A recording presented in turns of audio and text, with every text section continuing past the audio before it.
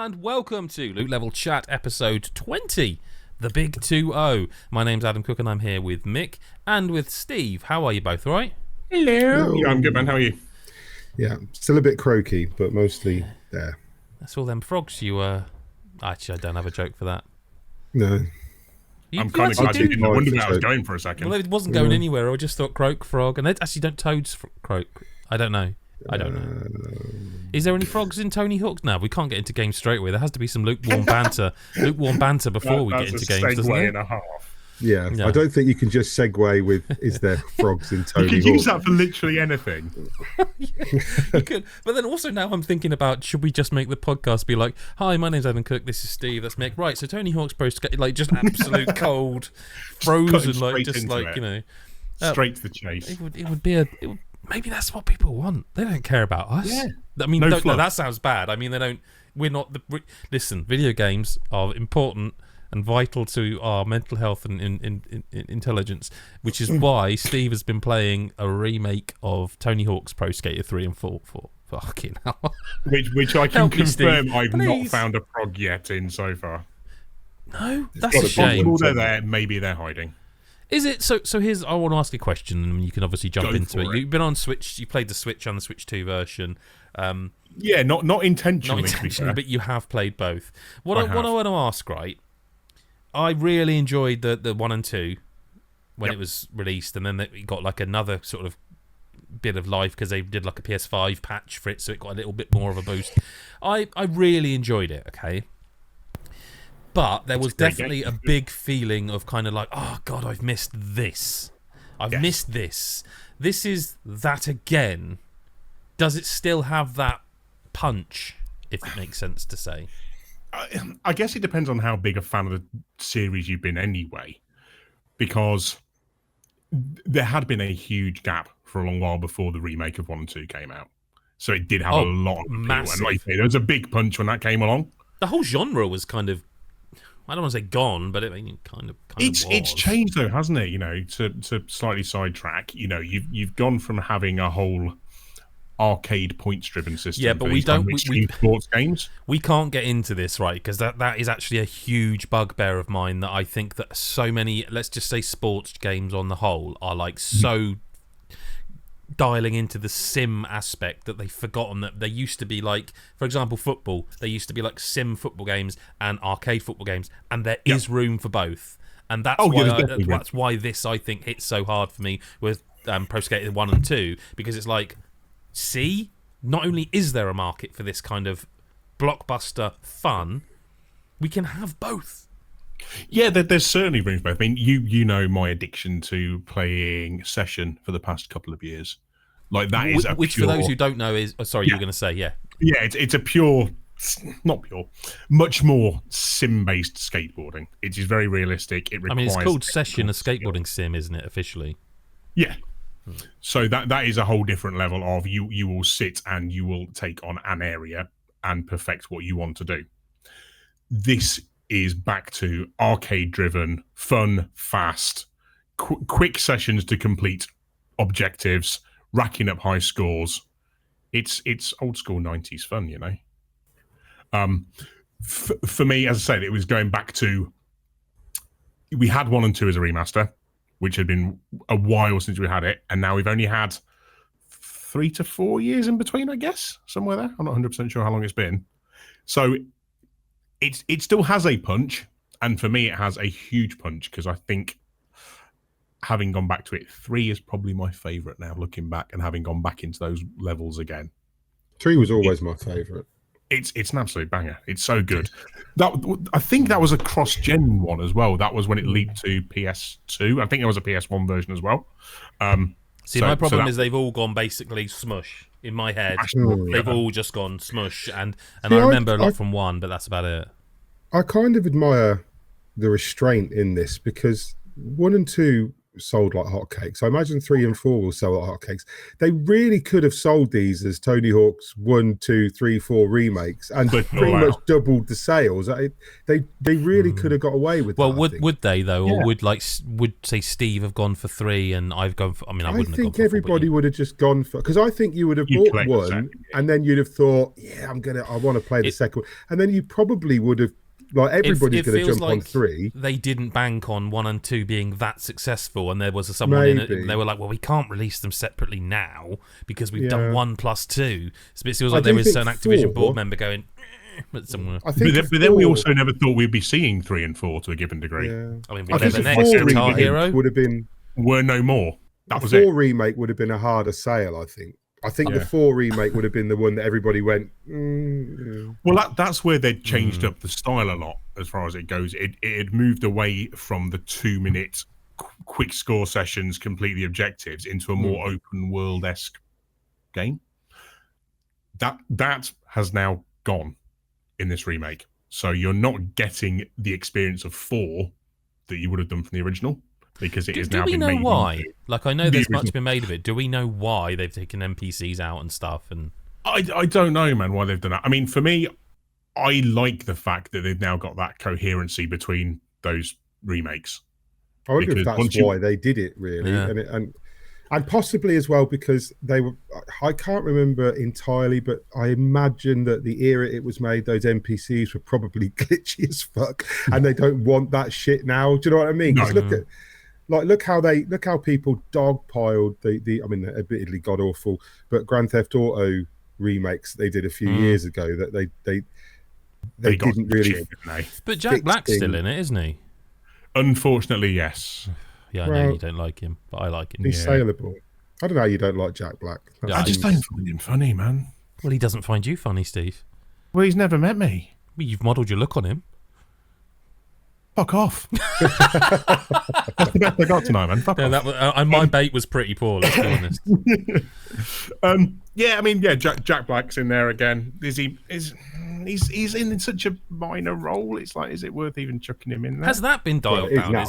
Is he the same? Is that the same as it was before? Yeah, he appears as a policeman in one of the levels, Officer Dick, I think. Is that and in the Londons and in the what did they call him? I wrote the news post on this. They put him in the London one as well, but as like a British Bobby kind of. Yeah, but the amount of time he's in it is minimal. Like, it's a news beat, isn't it? To stay, Jack Black, that hugely famous actor in Minecraft movie is in. But that's as much as it is, though. Really, that's all it needs to be. I think it's fine.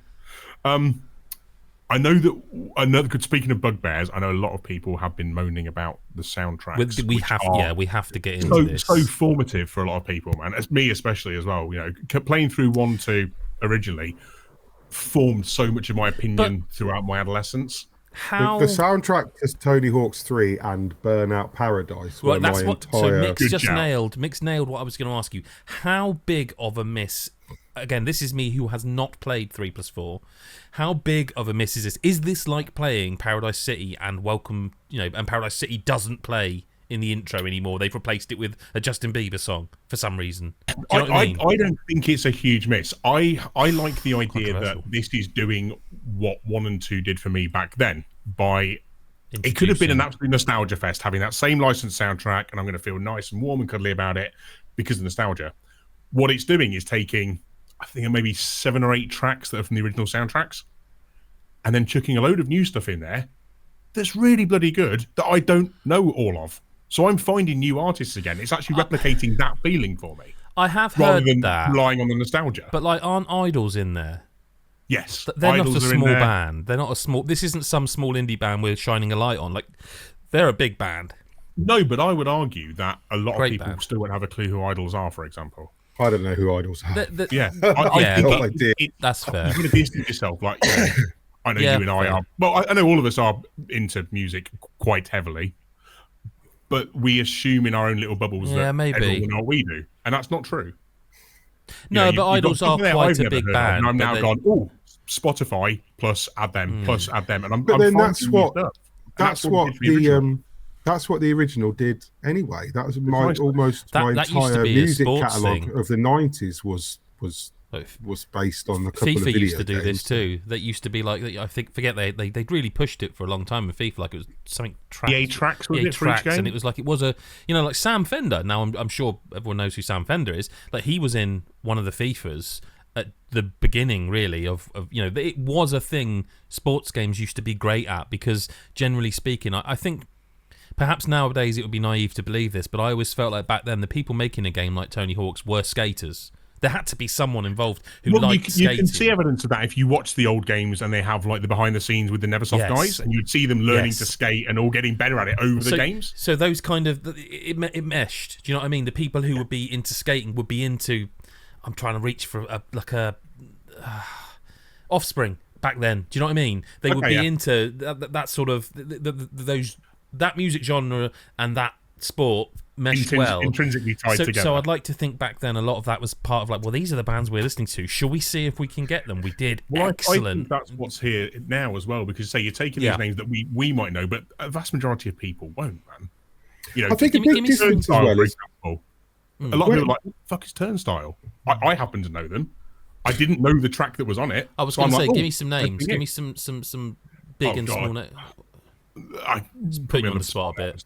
I can't even think of. Just say idols. Just say idols. I think it's quite amusing that when this game came out as well, because we could talk about this like old men, because like we are old men, but yeah. And like music was less.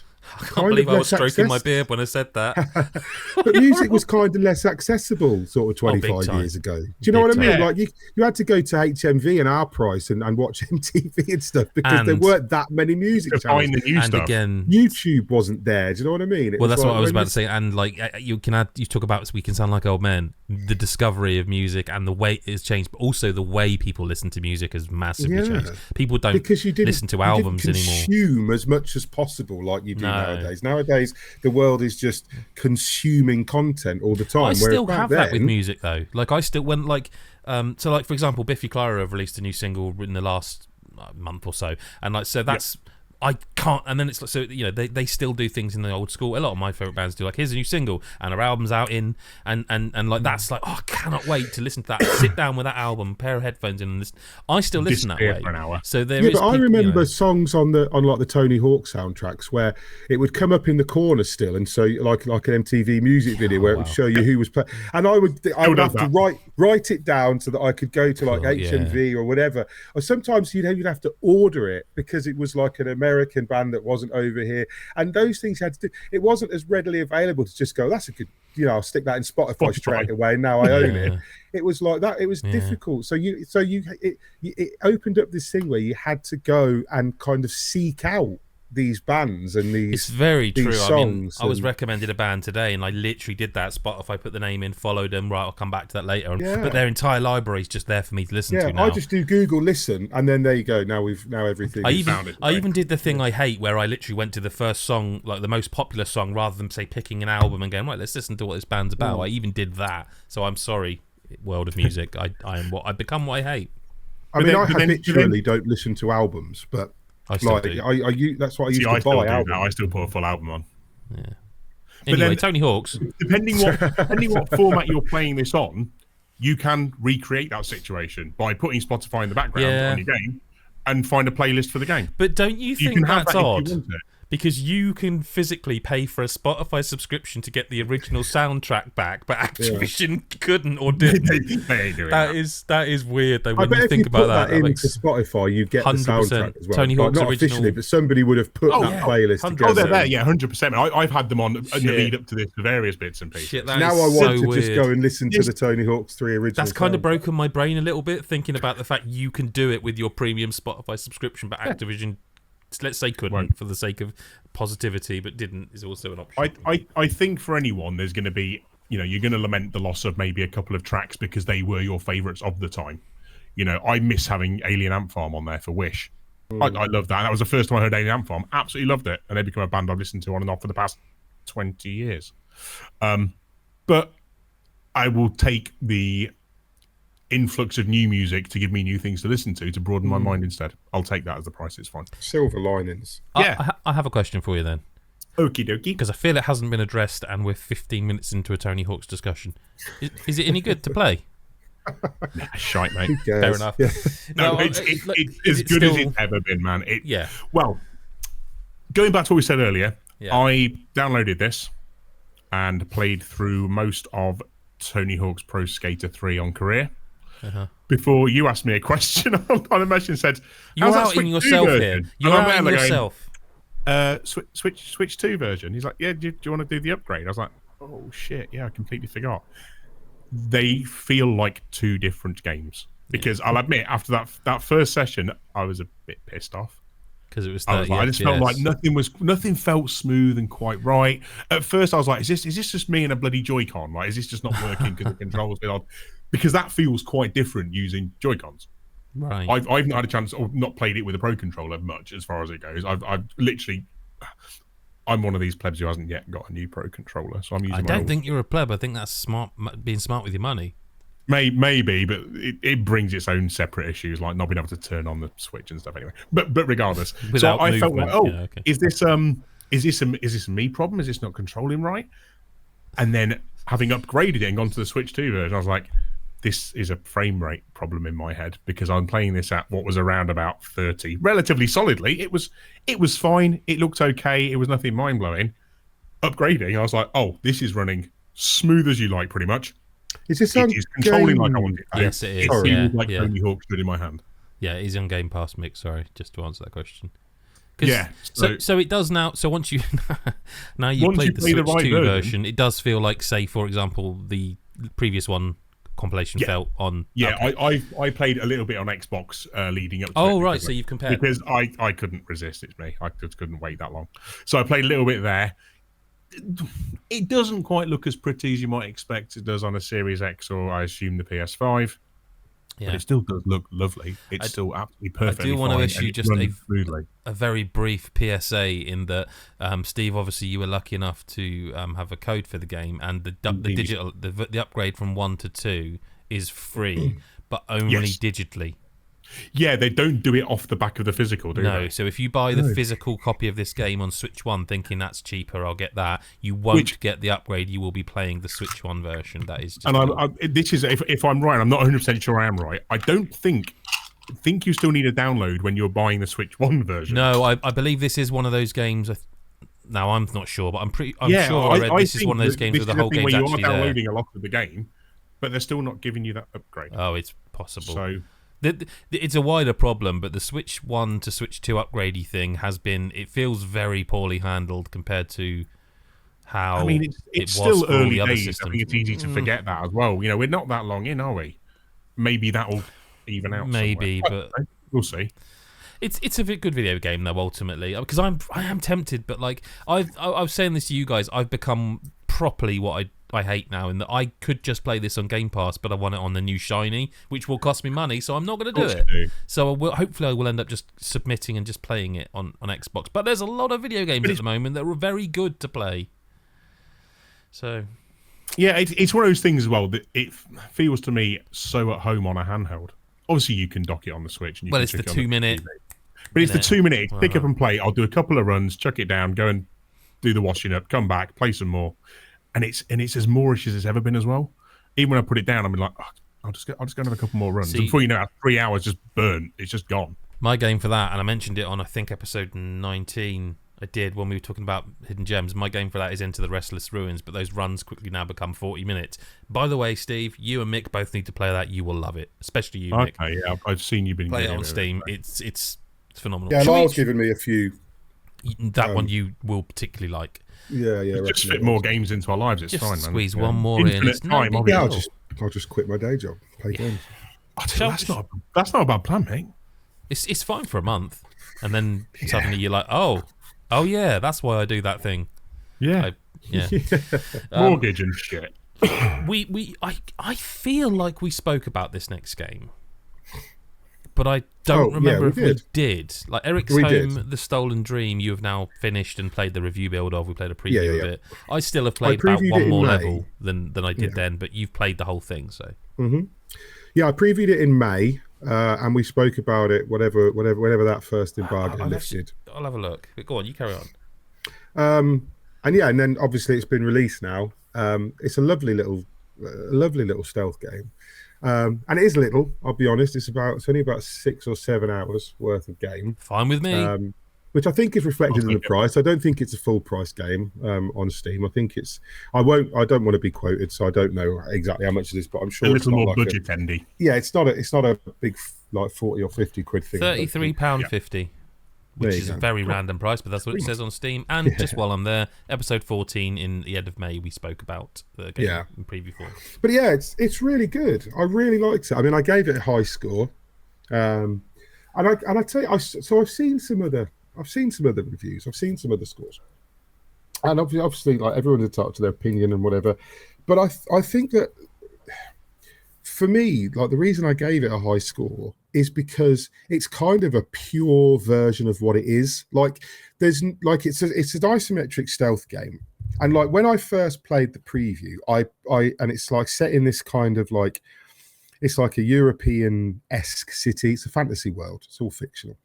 Obviously, the city's called Eriksholm. It's set in this country called Rossmark, and it's very much like sort of 19th century Denmark or Sweden. So something like that. It's got that kind of beautiful, picturesque European quality. But then it's Prague when you said it for some weird reason. Well, yeah, Prague as well, I guess. It's very much that kind of like sort of architecture. But then the actual city itself is very much like Victoriana London. Like, there's, you've got like, because the main character and her brother are like street thieves, and everyone's got a bit of a Cockney accent going on and bullshit going on. Yeah, it's very much so. And like, so it's got this kind of mishmash of like worlds, but it's very much of an era. Okay.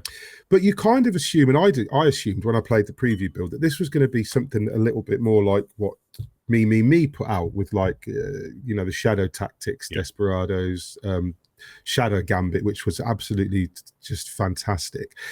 And I thought, it's going to be one of those games where you've got a little group of people and they've all got different abilities, and then you're kind of thrown into like a sandbox. And it's not. It's very much not a sandbox game at all. So whereas like the Me games were very much like, you had these like, I don't know, a bunch of characters to choose from, and they all had different abilities, and you could take whoever you wanted into a mission, but then you would have to use whatever you had to get through the level no matter what. And if it went Pete Tong, you could pull out weapons and guns, and it's not like that. So in Eriksholm, it's very much a pure stealth game. It's an instant fail. If you get seen, or if they spot a body you've left, like as you've knocked somebody out, it's an instant but it reloads just like that. The checkpoint is really, really forgiving. I can't remember the last pure stealth game we've had, man, to be honest. Yeah, that's why I think it was so refreshing for me to play a game that was kind of just laser focused on get from point A to point B. Here's some guards in the way. Here's the tools you've got. Work out how to do it. And rather than it be like a sandbox where, I'm going to try this, and I'll try that, and I'll try the other, and all that was clever. And you have those emergent moments which kind of make the Me games feel really, really cool and clever. Yep. This made you feel clever by just being basically a stealth puzzle game, which is what it is.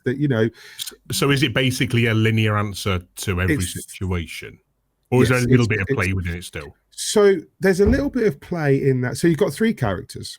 You've got the main character, which is Hannah, and she's like a 15-year-old, 16-year-old girl, something like that. So everyone's got 2 abilities. Okay. She can squeeze through vents, so that's how she can get around, and she can. Oh, you both froze, and I thought the feed had frozen. I thought you both went really still. We're both looking at you like, what's it going to be? I was going to like tap the So for those not watching the video, we do this via video chat. So Mick thought we'd all frozen on the video chat. We were just anticipating just being words. really still for a moment. We were just on a hook there, really, weren't we? So Hannah can squeeze through vents, and then she's got a blowpipe so she can knock out guards. And then you've got Alva, who's like the head of the thieves. Not a thieves guild, but she's the head of the street thieves. She's an adult woman, and she can climb up and down drain pipes, and she can throw stones. Now they can distract guards, or they can knock out lamps to create little pools of darkness for you to get around in. Okay. And then you've got a fella called Sebastian, who I was really surprised ended up being a playable character, because he's just like this, like, I don't know, mid-50s, like scallywag sort of guy that he's just first introduced to him like ferrying you across like a river, you know, and he's like this older guy, and then it turns out he's the playable character. So I was like, okay, he felt more like a bit part of the side, but suddenly he's and then he's just suddenly playable. But he can swim and he can choke out guards. And it does this thing where, like, they give you an ability and you can suddenly choke out guards. And you're like, brilliant, now you're all going to pay and I'll do this. And then immediately introduces guards that you can't choke out. You've got to hit them with a blow dart and then choke them out at the same time. So it does kind of create this thing where it basically gives you these 3 characters with 2 tools each. And then you have to work out how to layer those tools to get around the guards. So there's a little bit of non-linearity in that there are collectibles and things that are scattered around that you've got to kind of go off the path to get. So sometimes you will have to distract a guard one way to get past him to get a collectible, or collectibles. Or maybe to get into a vent. But what it is, I find, is that, so it's like I said, it is quite short. And I do feel like so much of the budget of this game went into how it looks, because it looks like, without hyperbole, it looks absolutely fucking spectacular all the time. Like every single moment, every frame of this game looks fucking beautiful. Given the fact it's stealth, I'm imagining a lot of interplay with light and shadow and. Well, yeah. So that's the main thing. But so they render these play spaces. The majority of it there's a few areas, like there's a whole level where you're in like mines underground. You've got to like you got to follow like thieves' cant, which are like symbols on the walls, and they'll tell you whether this path is safe or that path will collapse under you, and that's all indoors. But the majority of the game is set out in the city, and what it'll do is you'll start off at the beginning and it'll give you that big sweeping shot of the city of where you've got to go, and you'll see all the pathways and patrolling guards, and you can kind of make a note in your head. And it looks, the detail is just insane, like down to minute little things, flyers on the wall, and like the, you know, individual little flowers and plants, and you can zoom in and out on the characters and things like that. I can imagine you're getting easily distracted while you're playing it. Like you should be watching this garden, you're just like. It's just incredibly pretty. And then, like, obviously, like the guards are cut and paste, you know, they're not every individual guard, but you don't notice because they're all in uniforms anyway. And it's, you know, but then the cutscenes, and Adam will confirm this, the cutscenes are fucking just like, they're almost Call of Duty level.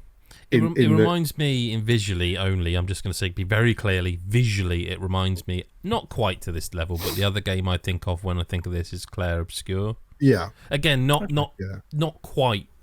That is remarkable all the time, but that level of lip sync. Yes, I mean, even Clair Obscure, I think some of the lip sync was not quite 100% there. Eriksholm, the lip sync is flawless. Like the motion capture, the delivery, the writing's good.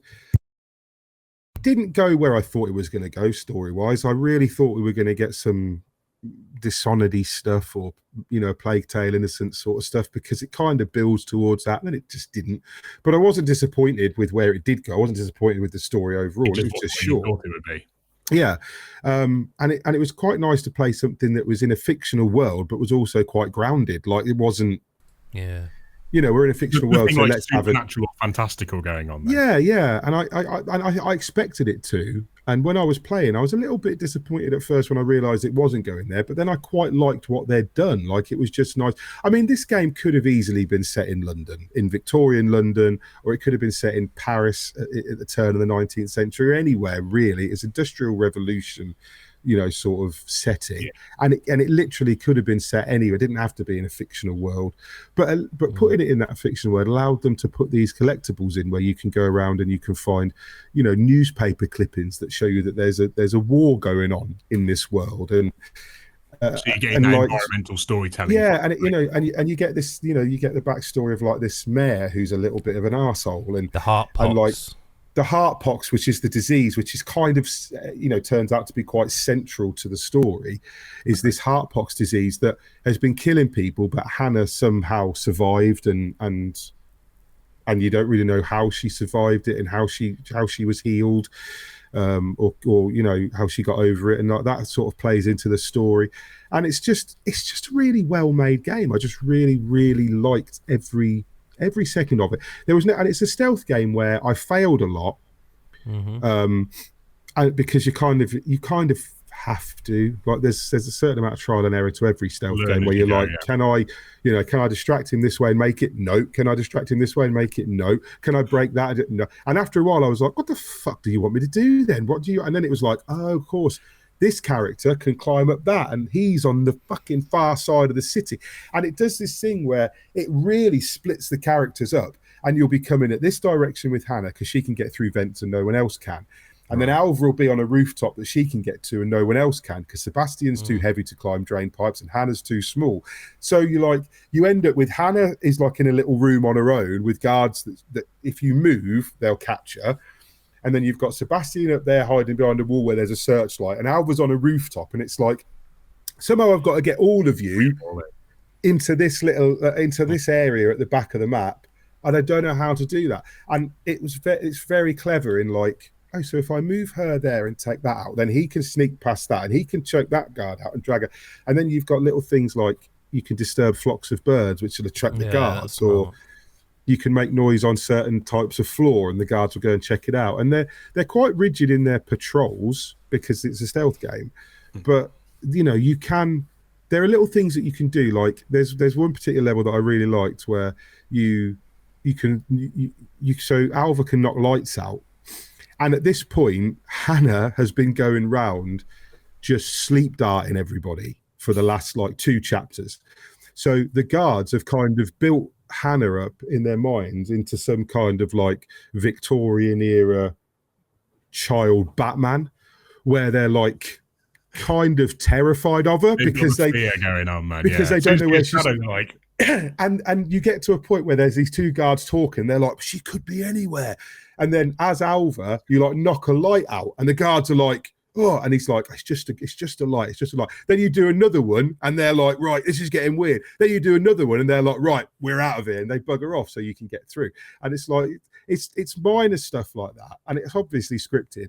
But I didn't know that was going to happen if I knocked those lights out. I was just knocking the lights out because I thought, what else can I do at this point? Make it dark and sneak through. Working.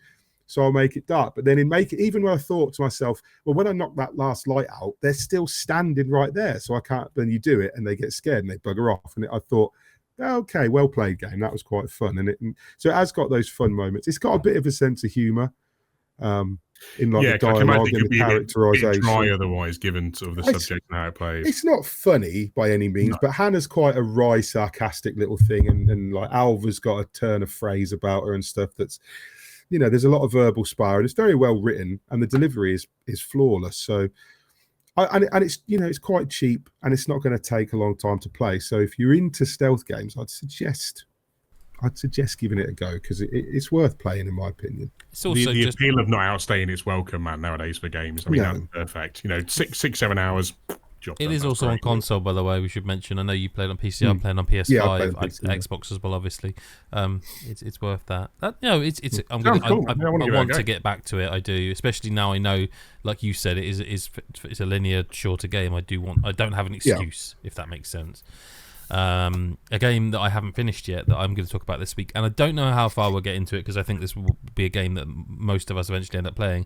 But I do want to talk about Donkey Kong Bananza because this is the game I think I've been waiting for more so than Mario Kart World, more so than any of the sort of Switch 2 upgrades. This is the one it could have launched with, arguably. Well, I was sitting there listening to Mick there thinking about how to start this chat about Donkey Kong, and is that my starting point? I don't know. There's part of me that thinks it's always very clever.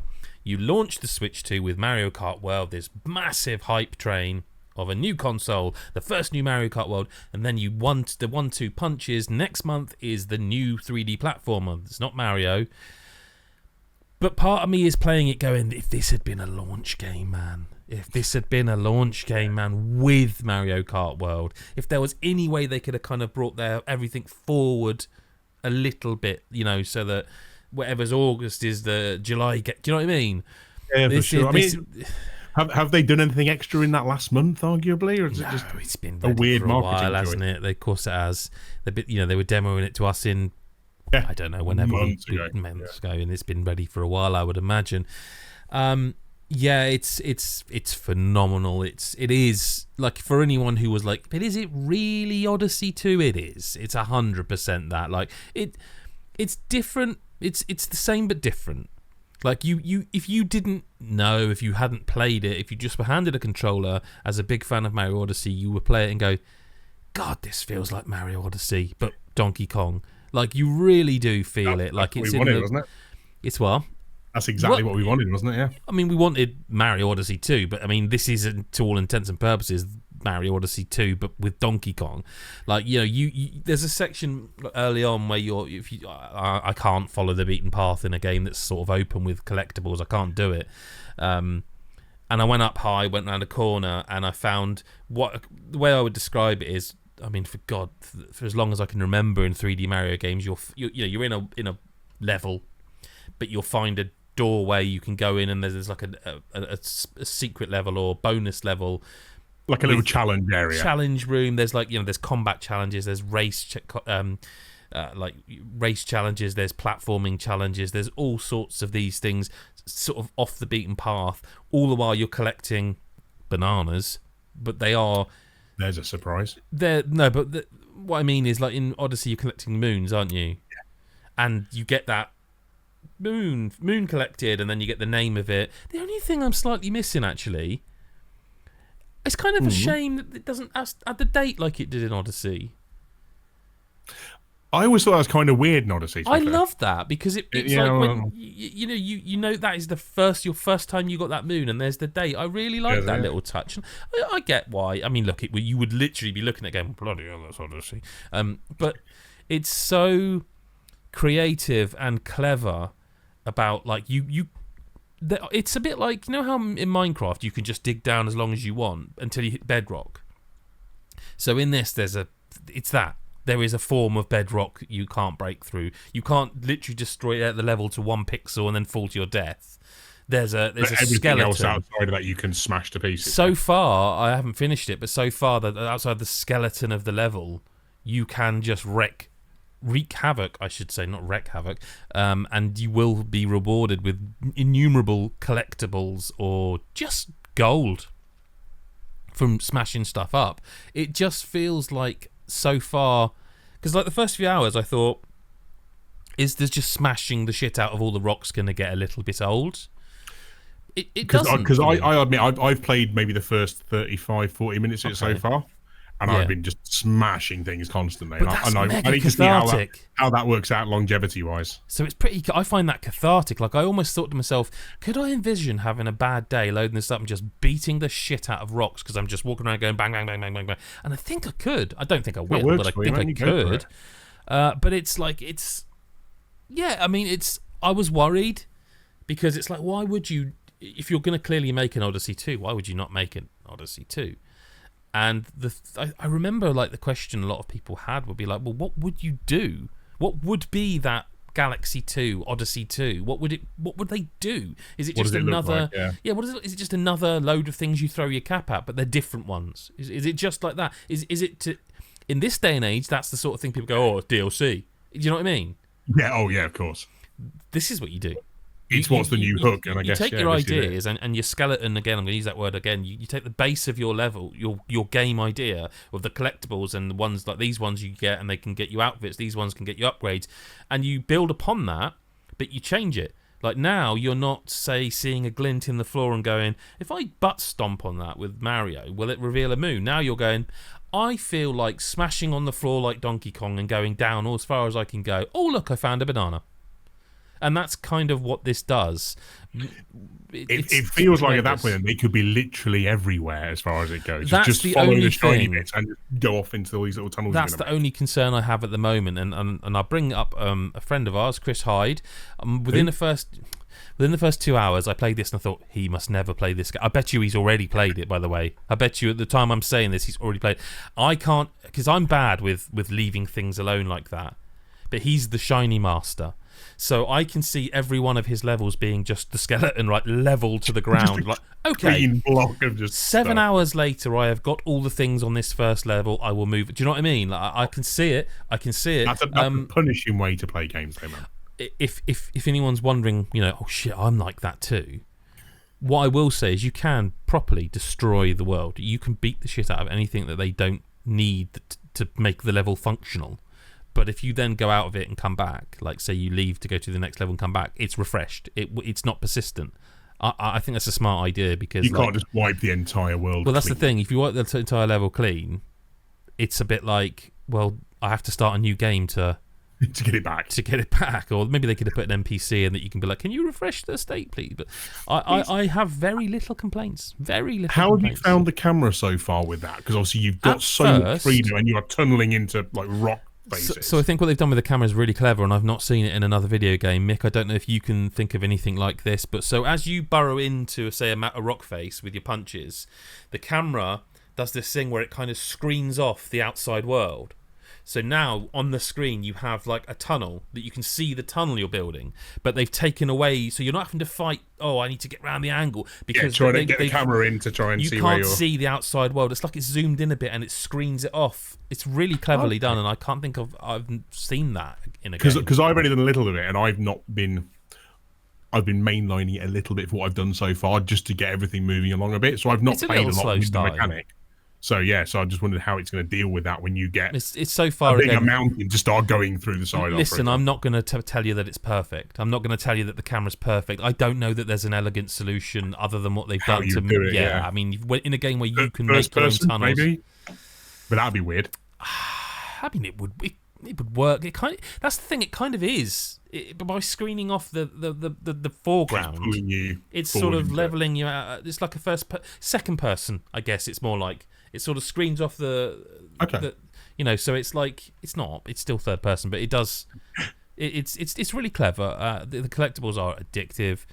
The characters are great. The music's amazing. The most important part of any platformer, of course, is that it feels just magic. It just feels magic to move around, and that's the thing. If it is fun just to like traverse the areas, you're sold on you. It also doesn't. It's like it's really generous. Like, so you pull a bit of rock out of the ground, and if you're near enough to an enemy that's flying, you just hit R, and it'll just throw it at him. You can aim, but nothing about this game feels like it wants precision. It feels more like fun and like that sort of thing. It's Nintendo, man. That's what they aim for, and that's what they're good at, isn't it? So I'm gonna obviously keep playing it. I mean, it take me about 100 hours to get through because I can't leave anything alone. And when it finally does let you go back to see, which ones have you got? Which ones have you missed? And I said to you as we started recording, I was like, first area, I was like, I have nailed this. It's a bit later on that you actually get the opportunity to look in the menu and see like which bananas you've got. And I was horrified by how many I had missed. I'm like, oh, but that's the thing I'm worried about because you can kind of smash into anything anywhere. I don't know where to look. It could be everywhere. So you can get treasure maps that show you where things are as well. So that's another way of doing it. But yeah, I was like, shit, well, that's almost like I've missed the whole area. We'll go back. But yeah, and you're there thinking you just cleaned it all out already. So well, I didn't think I'd leveled the ground. I mean, I knew I'd missed a few, but I really didn't think I'd missed that many. Oh, especially if you've missed like a few and then you leave the level and you think I'll go back and clear it up and it's refreshed the whole level. And it's like I can't fucking remember where I looked. Because I would never remember that information in a million years. It'd be gone. If you've got one before, it will be like it's sort of like a white, clearish white banana, so you know you've got it before. Like Matt, they always do. Like they do the same thing with moons in Odyssey. Like if you want another comparison, sort of semi-transparent effect. Yeah, to show you've got this one. You're gonna get it anyway because you're you and you can't help yourself, but you've got it already.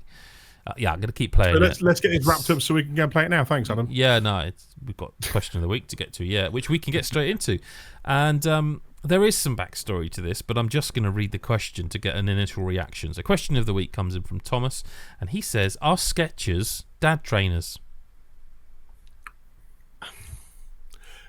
I always think of them as mum trainers rather than dad trainers because I remember my mum. Well, the same. Well, he's not. I know, but typically I think of it as a female footwear. Okay, well, I think what he's asking more is, are they kind of an older person's shoe? I definitely think of them as that. I fucking love Skechers. So like, I do. I love Skechers. Are you wearing some now? I'm not wearing them now. No judgment. If you like them, do you own any? Steve? Sorry. Sorry, you are still thinking about Donkey Kong. Do you own any? No, and never have. Mick, you definitely do by what you've said. No, that was all. I just wondered. I can see why, because they've been around for a long time. So like, but I don't generally see like people our age or my age necessarily wearing let Skechers. me- I can't remember the last time I saw them in a like, shop. Let me give you the background as to how this came about. So Thomas bought a new pair of Skechers, bright orange pair, not dissimilar to a pair of Nikes I have actually. So it's not a colour thing. It's not they're a bit orange and vibrant. No, not that. Not a bright trainer. Absolutely not a problem with a bright trainer. But he was like, "You got to get yourself some of these. They're so comfortable." And I just said, "I can't. I'm not allowed them, mate." And he said, "What do you mean?" So we're going back years now. I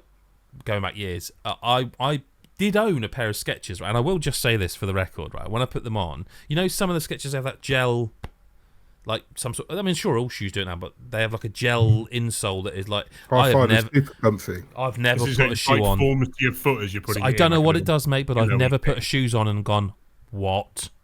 This isn't shoe. Why does my feet feel this comfortable? Anyway, that pair of shoes eventually, like all shoes, wore out, and years passed, and I was like, I might get another pair. Cue my kids, who again younger at the time, more mature now. I'm not saying they'd still say it. I'll find out. Oh, you can't get Skechers, Dad. Why not? They're the sort of old dad shoes. What do you mean?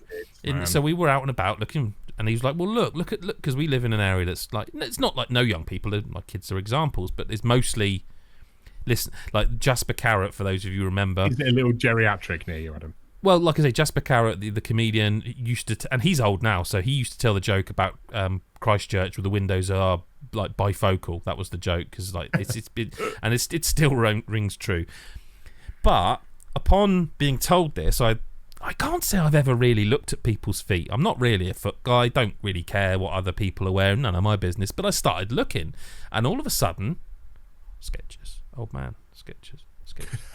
Jesus fucking Christ, they're not wrong. Every like old man walking around with his Jack Russell and his like walking stick, they're wearing Skechers because they're so comfortable. See, I always think of that as it's like New Balance falling into that same area. No, are they cool? New Balance are cool. I tend to find people I know that are my age just tend to wear running shoes. They all just wear running shoes. Like, I don't like how new running shoes look. I don't like the style of running shoes. I don't like how they look different to trainers. I got a couple of pairs of Carrymore, which I quite like. I like chunky trainers though, whether it's running shoes or I like a nice fucking like Vans. You remember Vans? Yeah. I say remember Vans like they're not around anymore, but I haven't worn Vans. Converse for about 15 and Vans, years, mate, and we've talked about Tony Hawk's, so it's fitting, yeah, of course. They both really hurt my feet because they're so flat on the bottom. Yeah, but 25 years ago, you didn't care if it hurt. If it but I think that's where this comes from. This is where it comes from. Shorts and a pair of Vans, and you know. So you're wearing Skechers. Mine was going out wearing like massive Osiris fucking skate trainers that were like 5 times bigger than any other trainer. They're ridiculous. Well, apparently Gola are fashionable now, and they were literally the shoes you get when you couldn't afford any other shoe. Back when I was a kid, like pick them up from a shoe fair. Don't know, but the thing about Skechers, like, so this is the thing, you've nailed the point here. Is so it sounds like Mick is. Are you at the point in your life, I guess, where fashion and comfort wins? I think you're saying you are, and that's what I think the dad trainers thing is. The Skechers thing is what the question is. Yeah, almost exclusively now. I'd just rather be like, not to the point where I'll go out looking like a fucking like I just dressed myself in the dark and wearing a couch or whatever, but like. I generally don't, but then, you know, at our age, like you stop, because I remember being like 18 and I thought nothing of like, I get my wages and I spend half of it on one pair of jeans and like a t-shirt. And it's like, and I'd go home because I was going out that night and I'd be getting dressed and my dad would say to me, "Is that new?" "Yeah." "How much does that cost you?" And I just wouldn't tell him because it was like, because I didn't want to tell him that this one t-shirt I just bought from fucking Top Man was 55 quid or whatever. Yeah, man. And now I'll go into Primark and I'm looking for like the 3 t-shirts for 7 quid or whatever. And it's like, oh mate. So I'm going on holiday in next week, and last night I went on Amazon and went, I need some new t-shirts. Pack of 5, 17 quid, Fruit of the Loom, black t-shirt. And I'm wearing like a that's what I just live in nowadays. Like, that'll do nicely. 7 quid t-shirt from like fatlads.pig or something. Yeah. Like it's like it's what, 3 quid from I don't even know, Primark somewhere. You know, it's just in fact I sleep in this. But I'm not. Did you ever notice that changeover from when you've gone from like, oh, I've got to have this brand on me, to just being like, I don't really give a shit. I don't remember when it happened. I think it happened when I had kids. and suddenly it was like, I can't afford to buy. I've The last never been that expensive pair of bothered. trainers I own was my brother-in-law bought a pair of Nike trainers, and this is going back about 7 years. He bought a pair of Nike trainers, and they cost him 140 quid or something silly like that. And they accidentally sent him 2 pairs, and were the same size. So he gave me these trainers, and Beautiful. I still wear them. Like I've got like 8 pairs of trainers or whatever, and they swap around. But that pair of Nike trainers are still probably in the best condition of all the trainers I own, and I wear them all the time. But I don't care. Like, I don't wear them because they're expensive. They're just really comfortable. See, I've never been that fashion guy. Like, I had, so in my early days, I had a blue Ben Sherman shirt, right? Which, and if you'll forgive the parlance of the time, it was my pulling shirt, and to be honest with you have to forgive me. Ben Sherman was it, mate. No, it was. And listen, you have to forgive me. On a Friday night. It was, but forgive me for the Perry, pulling maybe. shirt. But like, the truth of the matter is, it never fucking worked anyway. So it was a moot point. But like that, I had, and I've always been funny with shoes. Like I like a nice pair of trainers. And they might not be nice to someone else, but I like what I like when it comes to shoes. I am fussy when it comes to shoes. And that kind of, they're a bit old man dad shoes, aren't they? I mean, listen, the answer I should have given at the time is, well, I'm a fucking dad. You're my kids. But like, it's expected. It just wasn't snappy enough. It was too late. The red alarm bell going off was, you're not cool anymore. If you get Skechers, you're not cool anymore. Fuck it. £200 Nikes, 3 pairs each. Panic. My kids do the opposite. Sometimes I'll do something silly, like I'll buy a shirt, because I really like if you I'm not a brand snob in the least, but I really like Firetrap. I really like Firetrap clothing. Like, genuinely, I find that usually if I see Firetrap stuff in a shop and it's on sale, I'll probably like. And I like Collusion, which my daughter wears loads of Collusion stuff. I didn't even know that was a brand. I've never heard of that. But every now and again, I'll have something, and I might have had it for years, and it's just been in the wardrobe gathering dust, and I go, I forgot I had this. Oh, it fits now, and I'll wash it and I'll wear it, and my daughter will walk in and go, "What are you wearing that brand for?" And it's like, you aren't supposed to be wearing that, Dad. Yeah, you know, I've got that. I've got. That's like the Carhartt thing, isn't it? Where like people wear it who are hipster and trendy, but it is also actually workman's gear. It's workwear, yeah, exactly. Yeah, but it's really, really popular now. Carhartt, like, it's really fashionable. Skate brand to me still. Yeah, no, it's like, yeah, it's there's lots of parodies and sketches about it, but like it's a But like, Caterpillar's the same. We used to wear Cats, big chunky Caterpillar boots. You'd be telling me next shell suits are coming back. Yeah, but that's the thing, and that fucking Caterpillar work boots. But we used to wear big chunky because I can remember baggy jeans with big Caterpillar boots, just unlaced. Yeah, and like a proper pair of Doc Martin boots, like a 90s hip hop video. Yeah, but it was the 90s. But I'd look like a complete dick walking around. But I thought I looked the business, and like. These days, like, I've got a pair of Caterpillar boots, so I wear them to work. It's like they're purely functional. They're covered in shit. I wouldn't go out on a night out with them. Look, we started off talking retro like old men. We finished talking retro like old men. Go and watch your tickety talks and your Instagrammies and your YouTube videos. Your VTubers and emails. That's it for this week. That's a podcast. Greetings, fellow kids. Yeah, get that. Yeah, our Skechers dad trainers. It's up for debate. They're comfy. It's too late. We finished. That was episode 20. Thank you to Mick. Thank you to Steve. Thank you to Thomas for the question. And make sure that you do follow us on all the social mediums. And of course, go to patreon.com/lootlevelchill, where you can find bonus episodes of the podcast, whether it's a quiz or a listener correspondence episode, or we've got some lined up. We're going to be talking. In fact, if you're watching this on YouTube, chuck it in the comments. We're going to be talking at some point for an episode about what games we want remade. So, tell us what you'd want remade, and we can just nick them and say that we come up with them. Steve, kill the comments afterwards. They're all our ideas. Job done. It was never there. Not really. I've got this is off the back of me playing a Game Boy Advance game that I'm like, this needs a remake. This needs attention. Anyway, yeah, patreon.com/lootlevelchill. You can find us there, and obviously lootlevelchill.com is our website. You can find everything you need to find there. Thanks very much, and we will speak to you next episode or whenever you choose to listen. Bye bye for now.